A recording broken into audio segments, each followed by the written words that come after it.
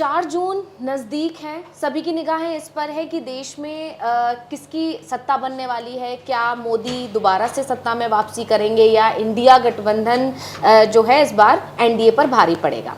तमाम सवाल हैं। अगर मोदी आते हैं तो कितनी सीटें लेकर आएंगे, आगे अगर तीसरी बार भी बीजेपी आती है तो क्या स्थिति बदलेगी भारत की, क्या अर्थव्यवस्था होगी, क्या मोदी अपना 5 ट्रिलियन वाला सपना इस बार पूरा कर पाएंगे। इस तरह के तमाम सवाल हैं। तो इन सवालों पर चर्चा करने के लिए हमारे साथ इस वक्त स्टूडियो में मौजूद हैं ज्योतिषी हैं सत्येंद्र शर्मा जी, इनका नाम है। इसी तमाम सवालों के जवाब हम ज्योतिष के आधार पर जानेंगे कि अगर मोदी इस बार सत्ता में आते हैं तो क्या बदलाव होंगे, मोदी आएंगे तो कितनी सीटें जीतेंगे। इस तरह की तमाम बातों पर हम चर्चा करेंगे। लेकिन सबसे पहले सवाल जो मैं आपसे शुरू करना चाहूंगी वो ये है कि भारत की अर्थव्यवस्था को लेकर क्या कहेंगे आप, क्या बदलाव होंगे या क्या स्थिति आज की बन रही है, ज्योतिष के आधार पर हमारे दर्शक जानना चाहेंगे।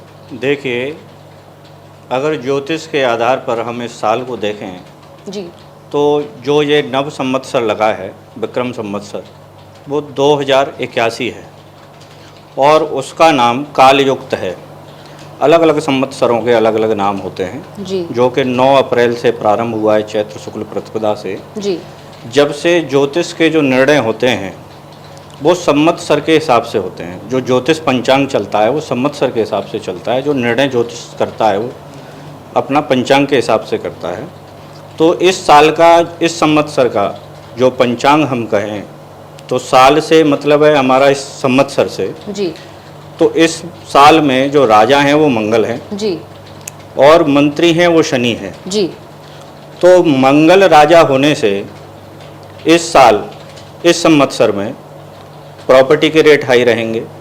जी, भारत एक कृषि प्रधान देश है। भारत की बहुत सारी 80% जो अर्थव्यवस्था है वो कृषि प्रोडक्ट और कृषि पर निर्धारित है। जी, तो मंगल राजा होने से इस साल अनाज का उत्पादन अच्छा रहेगा, जी, जिससे भारत की अपनी आंतरिक अर्थव्यवस्था मजबूत रहेगी। जी, और जैसा कि अभी विश्व में घटनाएं घट रही हैं और विश्व में जो एक माहौल बना हुआ है तनावपूर्ण, तो जो अन्य लोग हैं, जो व्यापारी वर्ग है, जो बड़े व्यापारी वर्ग हैं, वो कहीं न कहीं भारत की तरफ एक उम्मीद भरी दृष्टि से देखते हैं, जो कि इस क्षेत्र का वो भरपूर लाभ लेने की कोशिश करेंगे। जी, उससे हमें अर्थव्यवस्था में बहुत अच्छा लाभ होगा। जी, और कहीं न कहीं भारत की अर्थव्यवस्था राजनीतिक दृष्टि से, भूतल पर या ज्योतिष दृष्टि से बहुत ही मजबूत होती हुई दिखाई दे रही है।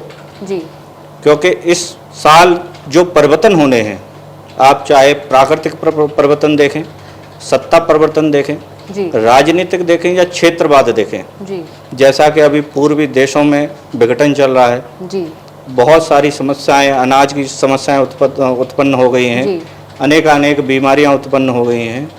तो वो सभी लोग, मनुष्य को जीने के लिए सहारा तो चाहिए,